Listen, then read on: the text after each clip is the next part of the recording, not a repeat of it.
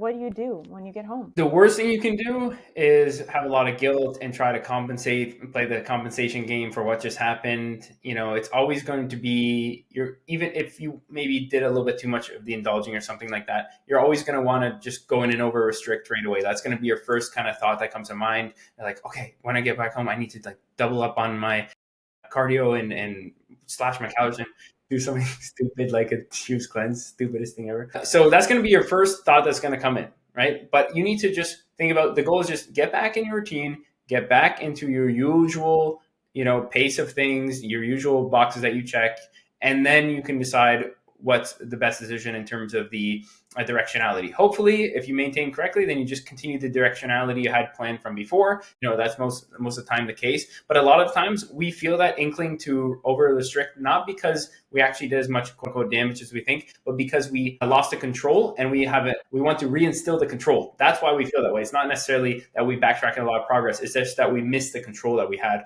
before we left. If you are driving, okay, and the GPS says go straight, and you turn right. You turn right too early, okay? What do? You get back on to the path that was taking you straight to begin with.